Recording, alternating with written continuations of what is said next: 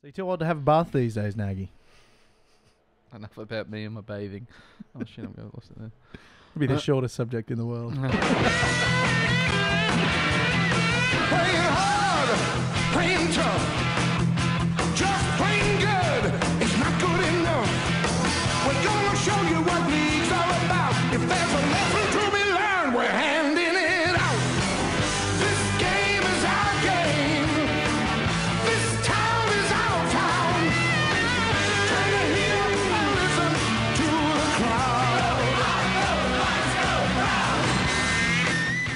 Good evening and welcome to the Joust. My name is Nagy. I'm here as always with my co-host Liam McNeil. Liam, how are you today? I'm well, thank you, Nagy. Very well indeed. It's been a day of reflection again on a pretty poor result, but yeah, not quite as depressing as the last week. Yeah, no, I don't know. There's something about that win. Let's say that win. I can talk about losses like they're wins now. That's how I've coped with losses. No, there's something about that loss that we showed a bit of guts. Of course, we're talking about the Tigers game on Friday back at the graveyard shift, and we went down. We went down 16-25 to the Tigers. But did we really think that we were going to win that game, Liam? Yes, I did actually. I really did. Again, it's the hope debacle that we've been discussing the last few weeks. I thought when Connor Watson was ruled out, I thought that was a big blow. And then I had a look at their side, and I forgot, certain things about the Tigers since last time we played them. Since we last played them, they've acquired Robbie Farah.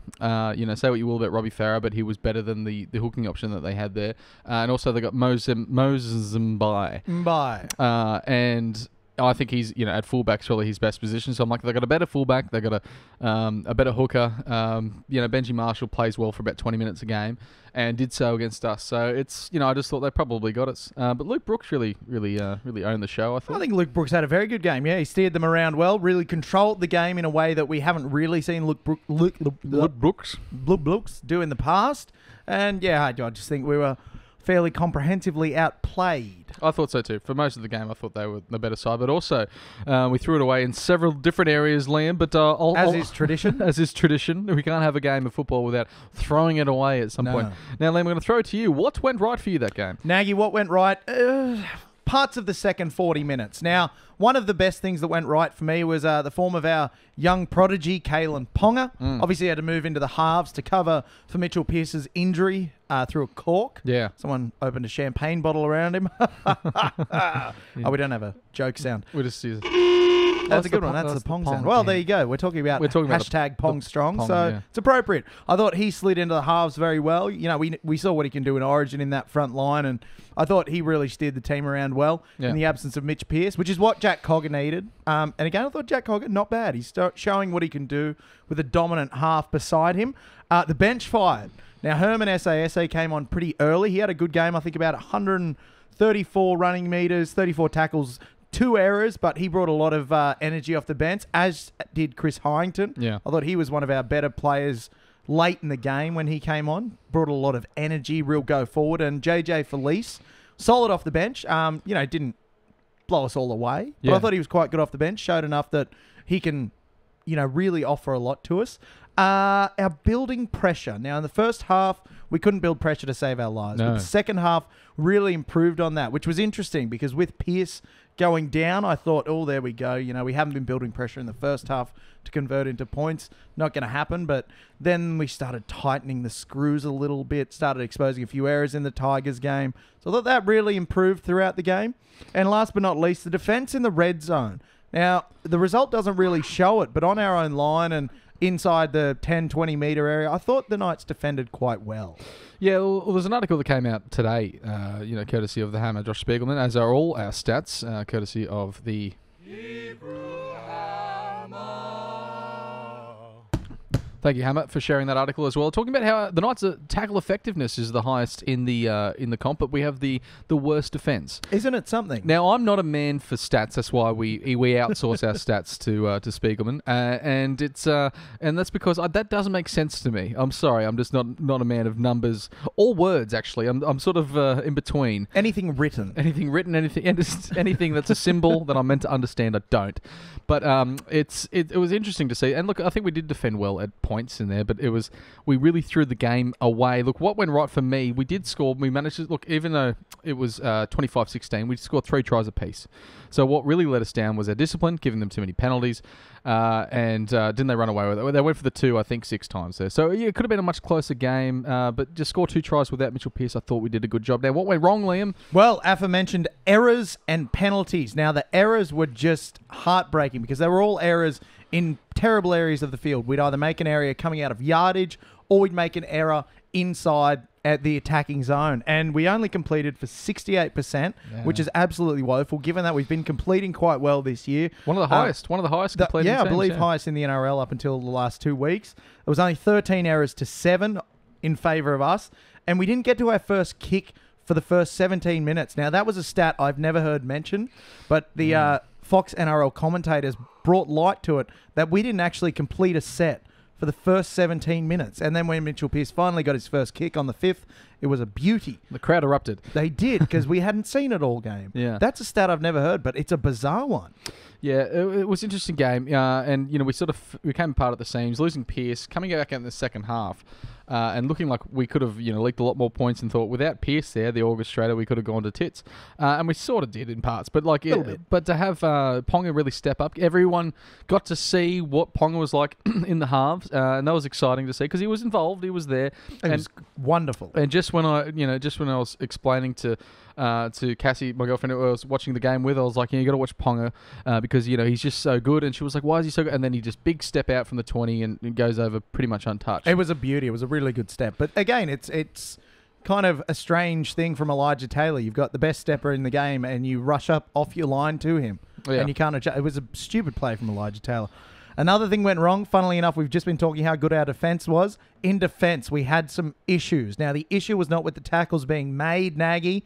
The issue was letting the Tigers come to us. Yeah. When the Tigers would generate a head of steam, generate a bit of momentum off the back of their forwards, a defensive line just kind of stood back and let them approach us, let them approach the Knights line, and it really let them get a head of steam going, which then opened up the back of the ruck, which we all know how Robbie Farah is. Again, like you said, say what you will about him, we have in the past. Yep. But he really exploited the back of the ruck on the back of our defensive line just not moving up. We just gave them time and space and let them do with us what they would. Well, it was sort of chalk and cheese watching, I think, the Tigers forwards sort of dominate that ruck early. There was comments made through the early, after the game, that say that Dan Safidi looked pretty gassed through that game. Just looked he missed a couple of key tackles. He was running all right, but he just wasn't doing it as often and just looked like, we went through a large part of that first half without, early on, without touching the ball, really. The Tigers just had all the ball and put a lot of that pressure on us.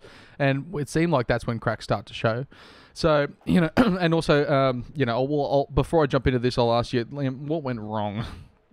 We've just been discussing what went wrong. Oh well, the thing I really want to talk about is there's 2 players that really stood out to me, and what we'll call hats back on. Hats back on. Yeah, which is unusual because we usually starts with a hats off. I know I know we've gone off script, Liam. It's bear with me. Hats back on, Liam. Went to, I think there was 2 standout players for a while there in the first half. It looks like it's like all the players, as they do, watch the show each week, and they really wanted the hats back on because there was plenty of nominees. Some weeks we find it really hard to pick anyone for hats back on, but there was 2 players in particular. Liam, who was yours? For me, it's got to be Josh King. We've said it a few times on this podcast, and I'm sure Josh is a lovely fella. I'm sure he's a great guy, but he's just not up to first grade standard. I think, again, courtesy of Josh Spiegelman, Josh King had 2 runs for 10 metres, 1 post-contact metres, one post-contact metre, because it's not singular. It's singular. Yeah. Which is our word of the week, Nagy. Word of the week this week. Singular. And 15 tackles with 3 ineffective. So fully 1/5 or 20% of his tackles were ineffective tackles. He held off Russell Packer for the first try when Fitzgibbon had him one-on-one. Yeah. King just kind of waited. I know he was waiting for the offload, but still, you can't have one man on Russell Packer. It's Josh King. There's players that don't usually score tries, and then they'll score against us. I don't know why. Maybe because we have shit defense. That's probably why. But it started with Sean Lane. But yeah, round one. Yeah, scored 2. Scored 2 against us. He got a couple on the weekend, actually. He's not He too did. bad. He also got 2 against us the second time. What was that? I think it was just that close to the line, I don't know, the big fella that we can't stop. And Russell Packer was that big fella this week. He just sort of hit and then waited and then went, no, I'll keep going. One of the softest tries I've ever seen. Yeah, it didn't look good. And so Josh King was yours. I think it was a lot of people's, Josh King, because he only had that one stint. I don't understand Brownie's full rotation. I know we're all adapting to this 8 interchange thing now. Yes. 8 has it gone down to 6. They're talking about going down to 6, and so it's obviously you got to change it. And once necessarily when you're on once, you come off. You might not be going back on like the good old days when it was 12. So well, the great days when it was unlimited interchange. And football was terrible. So but now you think Josh King knows that he got promoted to the starting lineup again. For probably at least the 3rd or 4th time this season, and you think he'd probably go, I'm just going to knuckle down, do my job, and get off. At least numbers doesn't portray everything, but what really killed it for me was the 2 errors. Oh, they were heartbreakers as well. I mean, the most telling one for me, after we scored that first try, he takes a second hit up off the kickoff, drops it stone cold. And then you need to have a good set off the back of points, and he extinguished that. And like Brownie came out and said, I'm sick of carrying players that hand the ball over and no professionalism in the game, and it just makes it hard to win. But it's like, Brownie, you're the one that keeps promoting him to the... He keeps picking Josh King. You don't only just pick him, but you promoted him to the start. And you think, why? At least, that game could have been very different potentially when you have Herman SASA and JJ Felice and Chris Hyington all run the ball quite well compared to Josh King, and having the Ox Lillyman doing the same thing week after week. I know it's like hard to think what can we do, but surely like the 2 errors that's got to be enough for Josh King. Like I don't know what Luke Yates has said about Brownie that he's got wind of. But Luke Yates just can't, after especially having a really strong game against the Tigers last time, about 14 rounds ago. But it was like... He hasn't been cited since. No, maybe he's dead. No, we caught up with him over the last week. He's well and truly alive and looking wonderful. He looks outstanding. His moustache could do with a bit of work. But hey, at least it's not Corey Dennis's moustache. That's true. The I don't know. I don't want to say refusal, but the kind of... refusal to pick Luke Yates or someone else in the front row, anyone but Josh King. Really, Brownie could have a run himself in the front row, maybe offer more than Josh King. I don't know. 15 tackles, 2 runs, 1 post-contact media. Surely you can get a reserve grader in there and getting better numbers. At least someone that wants his hands on the ball. Well, there's more to discuss about that in the news later. But Nagy, who was your hats back on? You mentioned 2 players. We've just discussed one. Who are you got? The second being one of our favourites to talk about on the show, Kenneth Albert Seo. Kenny kickoffs. Kenny kickoffs? No, he can't. Because twice, talking about the 2 errors from Josh King. 2 times, ladies and gentlemen. That's once and then a second time. He not only kicked it too far, but actually, no, that's exactly what he did. He kicked it too far, out of bounds. And you've been critical of him before, saying that he doesn't kick far enough. I have, as I mentioned, I think a week or 2 ago on the show, me and my father were at the footy on the game against the team we played a few weeks ago. Yep. And we were discussing Kenny's short kickoffs, which are... ineffective. Too long to be a good short kickoff, but too short to be a good long kickoff. As you've summed up beautifully there, Nagy. Just ineffective. He's the 3/4 length cargo pants of kickers. Are they short longs or long shorts? No one knows. And I did actually the other day remember a photo of me well in my 20s wearing 3/4 pants, and I regret it immensely. And I think Kenny's going to regret those two kickoff errors. Were they ones that just showed like that much ankle? Too much ankle. Just over the knee? Well, that's what I was thinking about. Is like, are they just short long pants? Yeah. And then I had a look and I'm like, no, these are just 3/4 pants. But at least they weren't the zip-off 3/4 pants that I wore in my youth. Did they have lots of pockets? Not enough. Not enough to be worth it. I don't know what I was thinking with those pants. Everyone just was really into like pockets for a while there. Just thought more pockets was better. Well, it is. But how, 6 pockets on a pair of pants? Look, that's excessive. I'll tell you what, excessive. Just like Kenny's kickoffs, which just is like Kenny's kickoffs, because they were way too far. And of course, the Kenny sin bins. We're going to call him as well. Yes, he can. Kenny sin bins. Yes, he can. But look, besides those errors, I thought Kenny worked really hard to make up for it. He, he ran hard. He made a few good defensive reads. I think, yes, he had those errors, but he wasn't terrible. He still gets my hats back on for this week. Reasonably so. Now we'll go to something more positive. Your hats off, Liam. Now, this is what I want to talk about, Nagy. This is what I want to talk about. Look, again, hats off this year has been the easiest thing in the world because, hell, it's just... the pong. Pong strong. Hashtag Pong strong. He had another great game. Obviously, the shift into the halves could have disrupted his game, as it would many young playmakers like himself. But the stats read beautifully. He had 163 metres, 4 tackle busts, a try, a line break, and an offload. I think, he was in everything. He was everywhere the Knights needed to be, and his kicking game was quite good. A few good long kicks, really nice short kicks to force a few repeat sets, which the Knights haven't been great at over the last few years. It's just getting boring. He played with confidence. He did, and he backed himself. And I think most Knight supporters would like a player that's proven, over time to really chance their arm. I think we all sort of like a Connor Watson down the blind, even if it doesn't come off 3 times in a row. Oh, we love it. And I like the. We've never been good at these sweeping plays that other teams can do. Never been good at it. But then we were sort of guilty previously, I think against the Bulldogs especially, of just sort of spinning it to that side and just hoping that we're going to find an overlap. And they just... That's not how overlaps work. I know, but it was just that hoping. But at least Ponga, he gets it and you don't know what he's going to do. And if he sees something, he will just go it. And good on him for it. I think we all like him. I think we're going to need a new thing to give Ponga, because hats off every week. Yeah. He needs something else.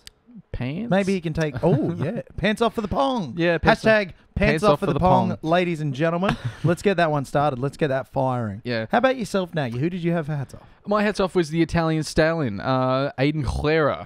Mr. Herrera. Yes, and he, he's I think you got a couple of stats there for him. He obviously getting the try, but he just tried, speaking of try, he just tried his guts out the whole game. He just sort of threw himself into the line. I think he had 9 tackle busts. He obviously getting that try, but 40 tackles. I think he played, if he didn't play the whole game, he definitely showed an extremely high work rate. He did. The numbers speak beautifully for him. 16 runs for 120 metres, 45 tackles with only 2 misses, which is funny because in that same article you brought up about the Knights' defence, they said that Aiden Guerra is in the top 10 missed tacklers in the rugby league. However, because he makes so many, his effective tackle percentage is actually insanely high. So he misses a few, but he makes so many more. So 45 tackles, only 2 misses this week, 9 tackle busts, which is ludicrous, line break, and then that beautiful try. So, a great hats off day. I think Aiden's really shown. There were talks, when we signed him, that maybe he's not the player he used to be, and I think we're exactly right on that. He's playing a different style of footy. He's not that wide-running second rower that he was at the Roosters. Well, I don't think he can afford to be.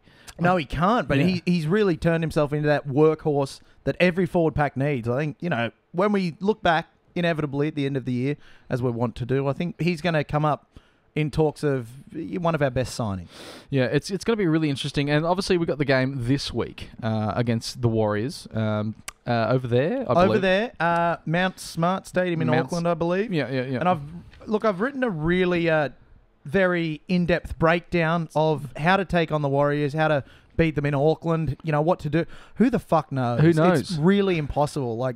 They'll go out one week, get towed up by the team coming last, then get the favourites for the premiership. You don't know. You don't know which Warriors side is actually we're going to play, but they won last week in quite a good game against the Dragons. So how? I don't know. So hopefully, because they won last week, this week we should have them. Yeah, because they lost to the Titans the week before. Yeah, and the Titans lost to the Eels. Rugby league maths. Isn't rugby league the best thing in the world? Yeah, well, it's just wonderful. I think it used to be. You're boring. I know, right? But obviously, how do you think we're going to go against the Warriors? I know you have no idea, but let's see the team lineup. Obviously, Mitchell Pearce is carrying that cork injury. Baz just posted that he will take the number 7. Yep, take it as read, according to Baz, that he will play number 7. How do you see that squad come together, assuming that Mitchell Pearce is maybe a 50-50? Look, I think if Pearce plays, you keep Cogger in the halves. He's shown that he can play with Mitchell Pearce as his halves partner. Yeah. That will free up Ponga to remain at the back. Danny Levi starting to show some form at hooker. If they drop King, promote JJ Felice, I think we're in with a red-hot go. I don't think we've won over there much. I can't remember the stats, but we have not won in New Zealand much. No. But this is the year of unpredictable drought breaks, except the actual drought, which is never looking like breaking those poor farmers. Yeah. But in NRL terms, a lot of droughts being broken. This could be the one. I think we're going to get it. Any team with Ponga in it, and hopefully with Pearce in it as well, you'd sort of back us. We haven't, even, again, we lost that game, but we still managed to score 3 tries. We matched them with tries. We let ourselves down. We let the team down, ourselves down, and the fans down. And the whole city. And the whole city. And the entire region. The whole region. And the farmers. We really let the farmers down. We let the farmers down as well, because there's a lot of them in the Newcastle catchment area.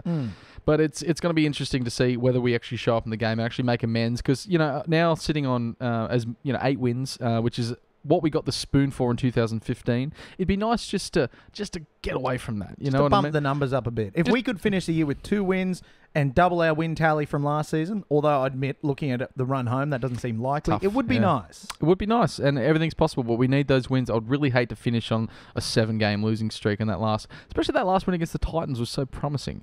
But, it's going to be interesting to see. Tell me the news, Liam.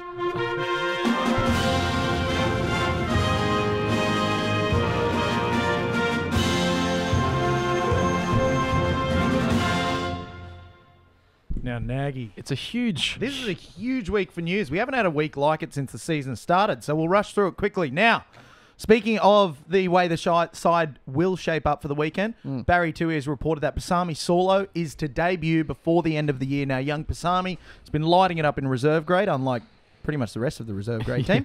Still eligible for the 20s, but it's looking like he'll get a debut. They are comparing him to Paul Harrigan, saying he's very Harrigan-like. I saw this, and he's obviously he's quite a tall fellow, but he's about 105 kilos, which is quite light for a prop. Yeah, I don't quite get the Harrigan it's odd comparison. It's odd, but I like it. Whatever, who cares? So he'll be in before the end of the season, it looks like. Now, obviously, we've got Pearce potentially out with a cork, but as Barry said, not a chance of missing the game. I didn't actually say not a chance, so don't quote me on that. Watson has been listed for around 23 returns, so we're still without him for a bit. Yeah, it's suffering groin as well. Suffering a groin problem. But sticking with our last news item for the Knights, Jesse Remian signing for 2019. I think, Elliot, we've got a bit of footage here of Jesse Remian. This is his effort on the weekend.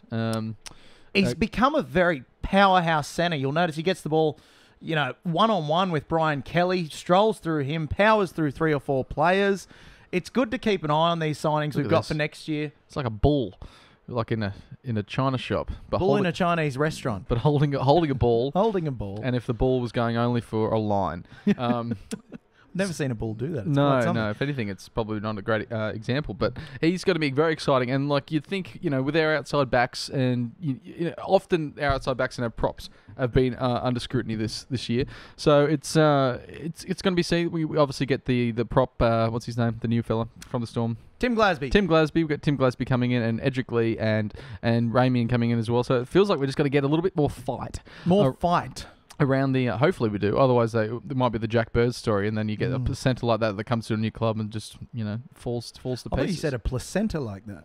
A placenta? No, you didn't. But that's okay. Now, next piece in the news. Last week, the NRL has announced 5 new Immortals. Now, they came out and said we're going to be releasing 2 new Immortals, and then on the night they just said, bugger all of you, we're doing 5. And I think it's wonderful. I think it's great. Now, they announced the 3 pre-war Immortals. Immortals. Thank you. That's right. Which are Dave Brown, Dally Messenger, and Frank Burge. Now, people have been saying things about whether or not the pre-war guys should get in, whether they shouldn't. I think they should have, absolutely. Without rugby league, without Dally Messenger, you don't have a game of rugby league. Frank Burge basically invented this, the try-scoring forward. He invented that. There's no 2 ways about it. Yeah. And what was the other one? Dave Brown.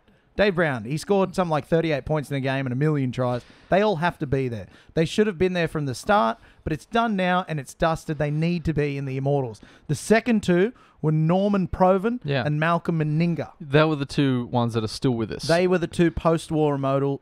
Is Norm Provan still with us? Can we change the name of the Immortals, please? Because I just cannot say it. I believe Norm Provan is still with us and was actually there to be presented with his Immortals jacket. All right, I got asked about the Immortals about 2 years ago, and then someone who didn't follow the game, they said, "Can you name the Immortal? Like, who are the Immortals?" And I said them, and I named Norm Provan and Summons as well, and I was like, "Yeah," and then I was like, "Yeah, this is all," and then I realised no, none of them are there.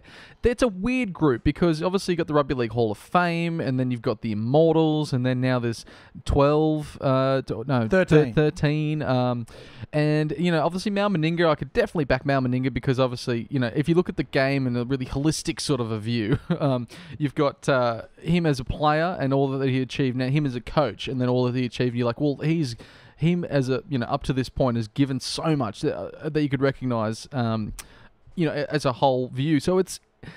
But the rest, I don't know. I just don't know if they're like. I don't say they're not relevant. They shouldn't be celebrated.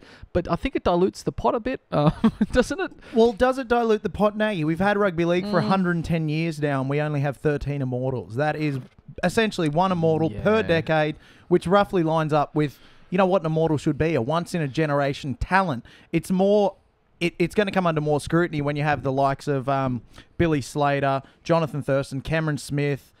Who am I forgetting? Oh, one of them. Darren Lockyer, possibly. In 5 years, they'll be doing another batch of immortals. And it'll come down to, well, hang on, if we've got 3 to fit in that category, all of a sudden, well, hang on, they're not immortals perhaps because they should be once-in-a-generational talents. But the confusion that you're talking about, Nagy, stems from how poorly it's been handled in the past. Yeah. Obviously, the immortals was dreamed up by Rugby League Week, was owned by them until...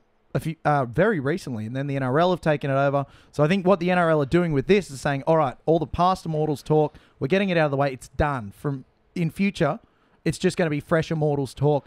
There's no more debate about the pre-war immortals because it's done. Yeah. The NRL have now updated the Hall of Fame. They've updated the immortals because nothing had been done with them for a decade and a half. So the NRL are really trying to take ownership of the concept. I think they've done it really well. I love the history of the game. Yeah. But the most important thing about having these players in and listening to Rugby League Digest, great podcast, by the way, give it a listen. They have their own Hall of Fame and they discuss, if you're nominated, can you tell the story of rugby league without these particular players? Oof. And I think those 5, the only one you could probably say no. I was going to say Norm Proban, but even then you can't because he's on the goddamn trophy. Yeah. These are, a number of players who I don't think you can tell the rugby league story without, which is what the Immortals concept should be about. Players who basically made the game of rugby league worth talking about.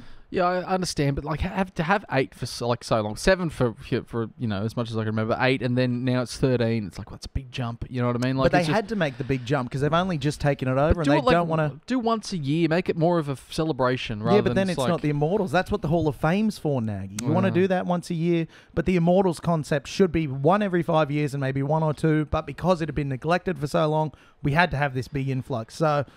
I see where you're coming from, Nagy, but I disagree respectfully. That's all right. You raise valid points now, Liam. As do we all. Next item in the news. No, before you go, I think Rugby League. Rugby League Week had the. Were you Big League or Rugby League Week when you were growing up? Which magazine did you lean towards? Whichever one I could get my filthy little mitts on. I loved them both. I just love reading about rugby league. If it's printed on paper and it's about rugby league, I'll read it. It's you'll take it to the can. No, I wouldn't take it there because it lived in there. Sorry about that. Was that your mug? No, I've just bumped it with the heel of my palm. But yeah, no, I didn't take it to the can, Nagy. Yeah. It lived in the can. That's where it stayed. Yeah. Rolled up. It's almost auxiliary paper. Yeah. Rugby League Week, thoroughly absorbent. No, it was always Rugby League Week, only because it had the player, the review numbers. The player ratings. I missed the player ratings. But you never saw a 10. No. It was only a player, because this is my problem with it at the same time. I hate it. Every week I looked at it and I was like really hoping that my favourite players at the time, usually Josh Perry. Well, I don't know. When would Josh Perry ever get a 10? No. But I'd be like, if he got a 6, I'd be like, what? And then if he got a 7, I'm like, yeah. But then if he got an 8, pretty much that was, if you started the game, you're looking between a 5 and an 8. You needed to do something. You needed to be breaking records and to get like a 9. And then 10 was never mentioned and you could never get a 2. Players that came on and immediately got injured got 1 or something like that. And it's like, no, just give them a 0. Yeah. Just, they may as well not have played the game. Which I think all good player rating systems will do. You basically start with a baseline of 2 or 3, and then you add to that or subtract from that. But if you don't get enough time to add to it, just say, well, you didn't get enough time to add to it. The rugby union does that. Well, then you had Big League who had better stats but no player rating. So I was really angry. I was always really angry at it. But You're an angry young man. I'd flick back to it so quickly. I had a huge stack of them. But I was always Rugby League Week, even though sometimes it was a bit shit.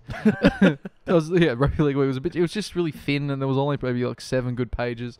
But they always had posters as well because they were bigger.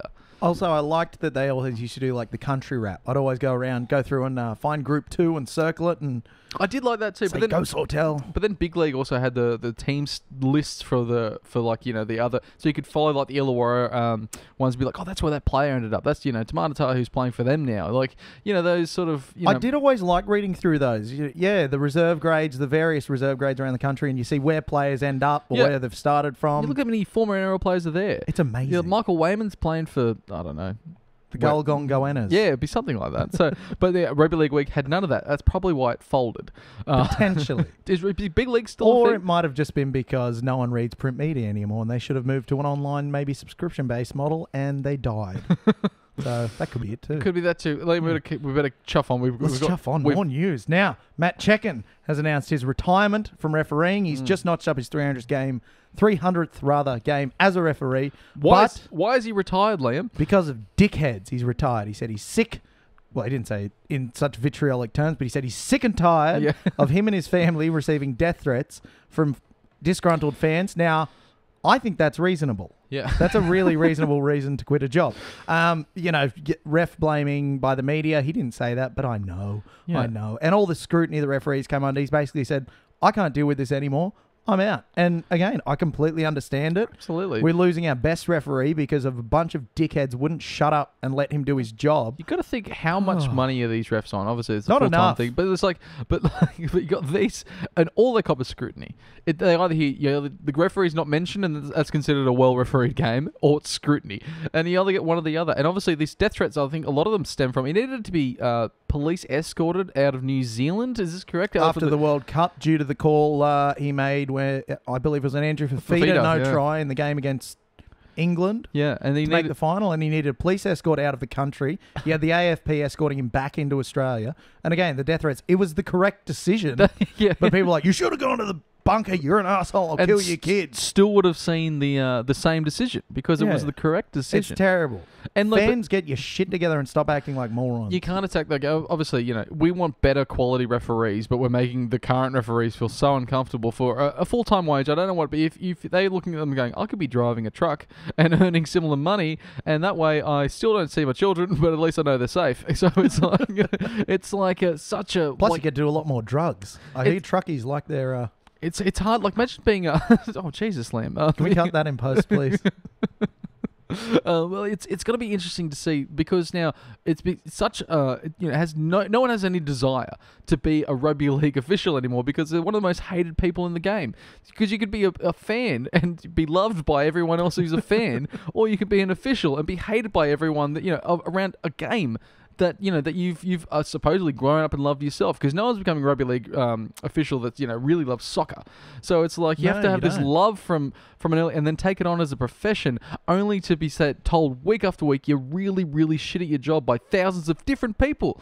Because at any given time, the longer a referee's a referee in the NRL on television making decisions, it's just like you're going to have tens of thousands of people, armchair, greats of the game, just sort of just sitting around, never picked up a pair of boots himself, but going, oh, he doesn't know what he's talking about, and oh, back in my day, and oh, he's a joke, and it's just, imagine, they would cop that outside of the game as well, trying to get around. And not only that, hearing it from the NRL media as well, regularly, all so often. And predictably, the NRL media have distanced themselves from this, saying, oh, it was the actions of fans who have, pissed the referees off and scared them to death, when it was they themselves who created the climate that empowered fans to do this. They've always had a target on the referees. They've been, free to bash and lampoon and ridicule refs whenever they want. So the fans take that as a sign of, oh boy, that's okay. I can tell a ref his kid's not going to last the week, because the media, say bad things about the ref all the time as well. And they've distanced themselves and said, oh, well, the media, we have a responsibility to report, and so it's all the fans, and they've really made a shit out of this. They've shit the bed there. And you can guarantee that he won't be the last. And the officials, you look at the Bill Harrigans or the Tim Manders or the Sean Hampsteads and things like, and it's like they all only do it for a certain time, then they leave. And that was when that was doing it as a part-time job. So there's not a long life as a referee, so why would you want to, it's just a terrible... The quality of referee is not going to go up, because it's only going to go down, because you have people that are sort of reluctantly falling into the position because others have left. And on a side note, I was drinking the same water that I poured for you, Liam, that I got from the laundry tap here, and it just tastes a bit strange. Really? I found it to taste quite nice, but I'll top you up anyway. Thank you. It's like, how do you expect your referees to improve when the powers that be and the media and the whatevers are constantly cutting them down, so they don't know where to improve? And we all know our thoughts on this, Nagy, and if we don't move to the next news item, this is going to be a 4-hour-long podcast. Huge news item coming straight out as we're walking into the Annie Dome tonight. Straight out of the riff. Yeah. Hook has been hooked. That's it. Old Merv Griffin out there at the foot of the hills has been given the heave-ho by Philip Ronald Gould. Tastes metallic, the water. Anyway, it's like sucking on a It's the coin. lead. It's just every week there's lead in the water, Nagy. Oh, well, hasn't got me yet. And yeah, it's interesting. And then this is... Yes, it has. You've slowed considerably. So he's been sacked from this point. He's been sacked. He's no longer the referee. He's no longer the coach of Penrith. He's also not the referee, though. He's not the referee either. But he never was. Yeah, I tell you what, there might be an opening there. So that has that ever been done? Someone coach? Oh, yeah, Gus come on. And Michael Maguire went to become referee's coach. Yeah, but to be actually on the anyway. One side. We'll put that to one side. He's been sacked by Gus Gould, the only person that could sack him in that club being the football manager, CEO, whatever his role is. Now he's done this before, but never his team is coming fifth. They've won their last two. And it's a month before the finals. They're somewhat favourites. What is they going to get out of sacking the coach? Well, I'm not entirely sure. It's just a bizarre way to do it. I also can't believe it took till round 21 to see our first coach sacking. Yeah. Ricky Stewart will be cheering. Was it? Has there not been anyone else? No. There's been no one else this year. Because remember at the start we were talking about who's getting sacked? None of them have. Although I believe you may have mentioned Griffin as a potential sacking. So well done, there you go, Ellie. But yeah, it's a really strange one. But a few people have pointed out that the last few weeks where they've had these ridiculously good comebacks, the game plan hasn't allowed that comeback. They've played to this weird structure that Griffin has that sucks, and then when the players throw it out and say, let's actually play some footy, that's where they're looking unstoppable. I was watching that game on the weekend where they won 40-31. Yeah. It has the potential to be the greatest game of rugby league I've ever seen, A, but B, you saw it. Penrith were really structured. The structure didn't really work. It didn't suit the players. Yeah. Then when they threw that out the window and had some fun, they just absolutely went to town, and that seems to be part of the basis for it. It's like Griffin couldn't lead this team to a premiership as far as people seem to think. But again, at this time of the year, mere weeks after Gus came out and said Griffin won't be sacked, he's the coach, he's doing the job, to do it now is just really, really strange. It's also like they might say the players have pushed for this as well, but like look at Gus's tenure here. Tenure. And it's like very early on, I think in 2013, 14 or something that he managed, that he got himself there. This is now 5 years into his 5-year plan, and actually closer to 10 years into his 5-year plan. It's just that he had the 5-year plan, and he talked about it, and sure they moved up the ladder and they sort of went back down and they're back up around that top 4 again, but then he sacked Ivan Cleary to bring in Hook. So it was like... Also, the reason for sacking Ivan Cleary was that he looked tired. And that's Gus Gould saying to someone else that they look tired. Have you seen Gus Gould? The man needs a sleep apnea machine ASAP. He can't see anything more than 4 foot in front of him.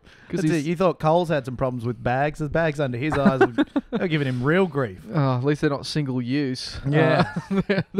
It's really awful to think. But it's like, where does the accountability come? You put him in, you appointed him as coach, and now you're not happy, so you're sacking him. I understand that's the role of the football manager, surely, but like... Surely he would go, well, that was actually my mistake, boys. Sorry about that. He's actually a real wanker.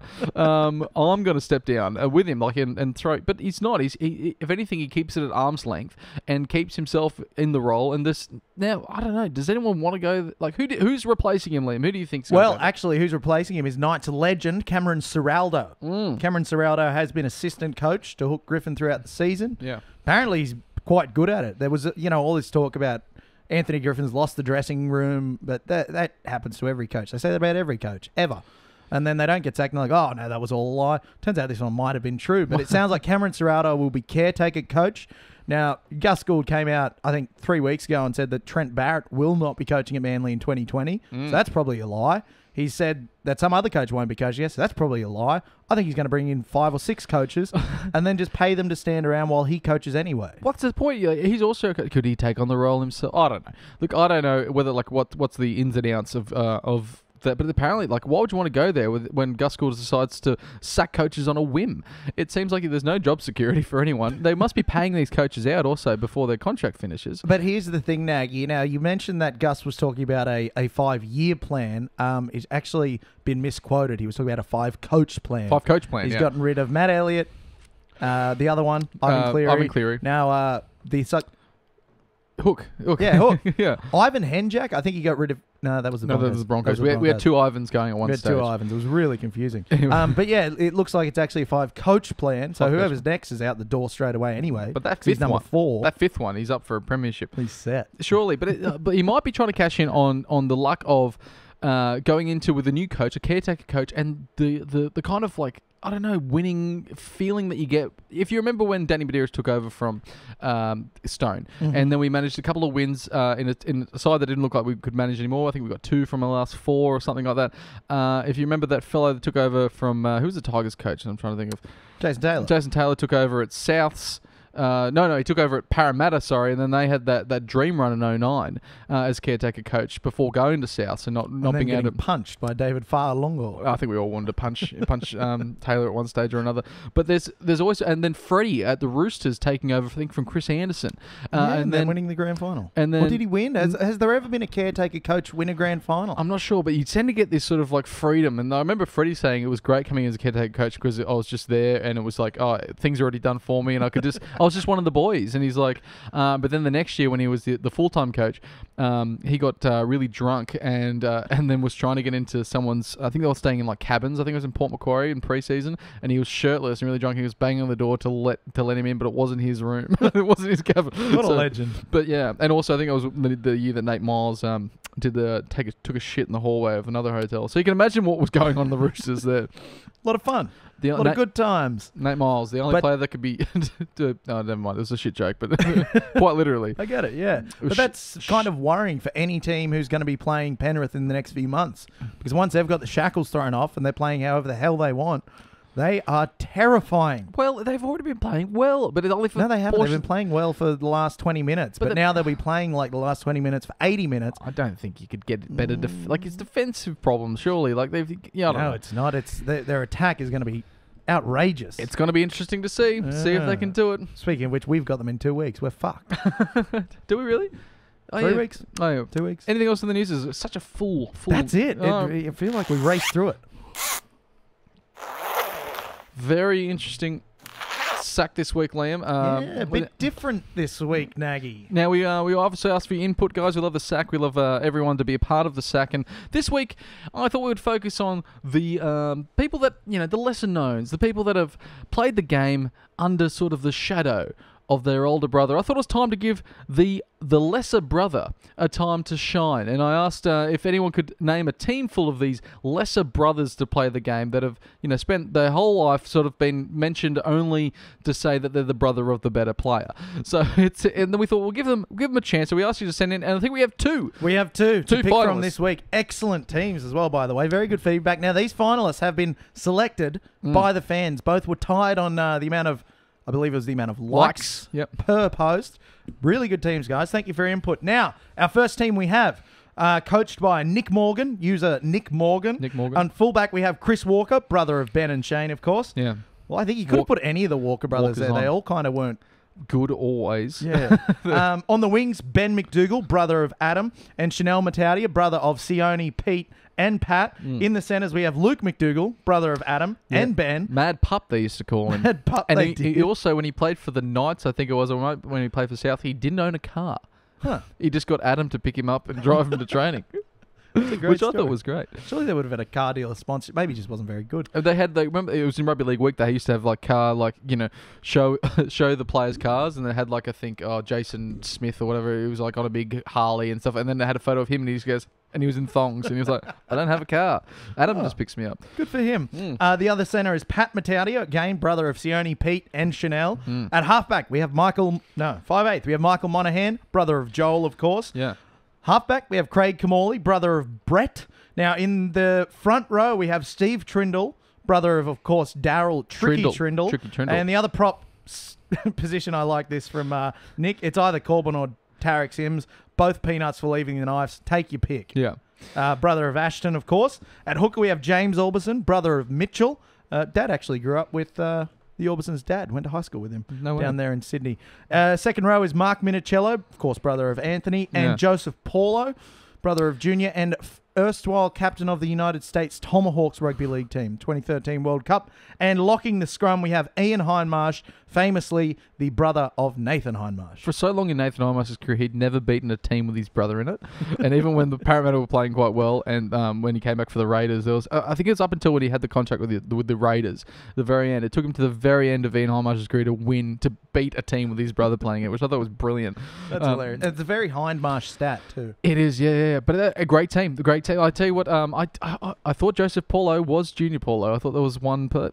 For a long time, I did think. Yeah. They look similar as well. But also, now. the only problem I have with, I thought Michael Monaghan was the better of the two Monaghan brothers.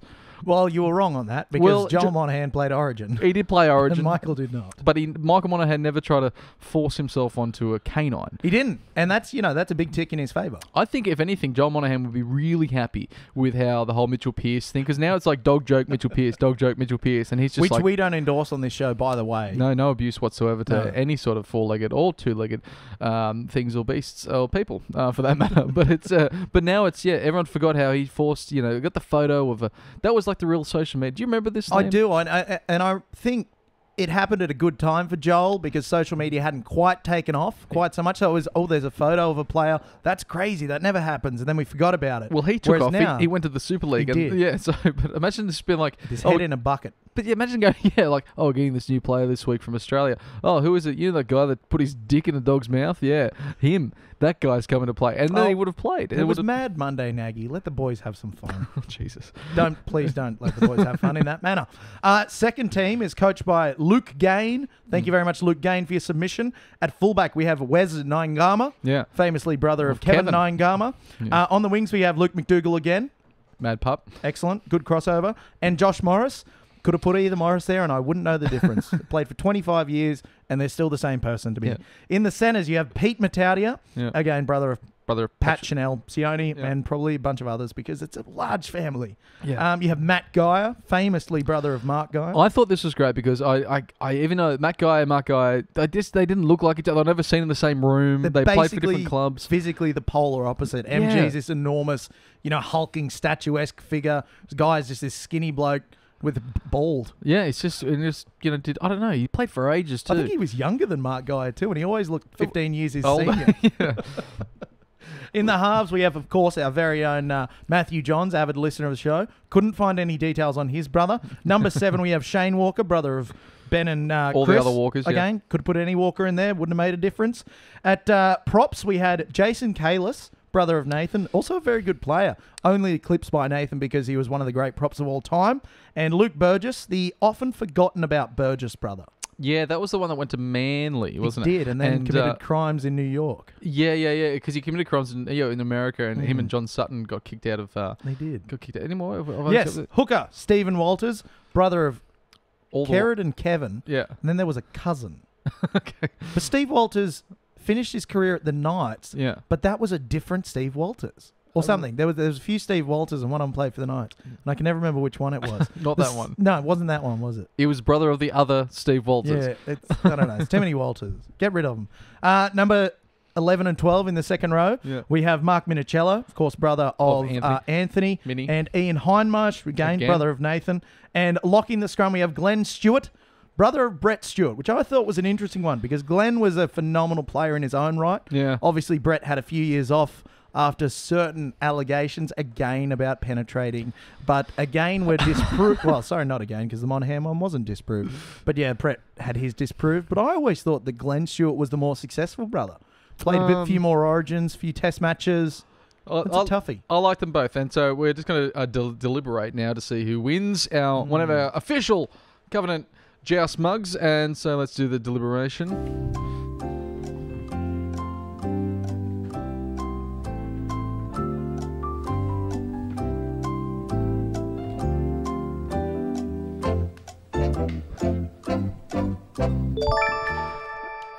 We have the answer, and that answer is we can't decide, so we're going to give both mugs. Well done to both mug winners, Luke Gain and Nick Morgan. Send us your specifics, house number. Yeah, and all the rest. Street it's on. All the digits. Postcode. Yeah, the postcode. The couple of things that you really need. And we'll send you a mug. It's going to be fantastic. So thank you very much for playing. Keep your eye out for some more team lineup challenges from the Joust in the final parts of the season. It's going to be fun to do and fun to see. But thank you all for being a part of it. Liam, do you have anything else to add before we close the show? No. That news segment really took it out of me. I know, there was lots of news. There's so much going on. Finally. Well, let's just finish with the score prediction. How do you think we're going against the Warriors? Oh, who knows? 100 to 200. I think 20 to 30, I think we'll get them. I think 30 points. I think 30 points to 20. The Warriors. All right, you've taken it seriously. I'm going to take it seriously. I think the Knights by... You know what? I'm going to go a close one. Yeah. 16 to 12. Well, very good. I don't think, it'd be interesting to see if we can actually score 30 points. But against the Warriors, maybe. Who knows? Thank you all for joining us, Justice. We'll see you next week. If you like us, find us on Facebook, YouTube, Twitter, Instagram. Maybe find us at the Commie. You might even find us at the Commonwealth Hotel, one of the most finest establishments in Newcastle. With one of the best tipping comps, which is emphasised by our holding up the bottom of the tipping comp. Well, it's an important part to be at the bottom because you need to, really, you're supporting all the other tipsters. Someone's got to be at the bottom. Yeah, we're very, very bad at that. But I tell you, it's a very, very fine pub. We might venue. We might even head there tonight for a bit of a feed afterwards. And put our tips on. Right there in the heart of Newcastle. The team there at the Commie. It's fantastic. Thank you very much for joining me, Liam. We'll see you all next week.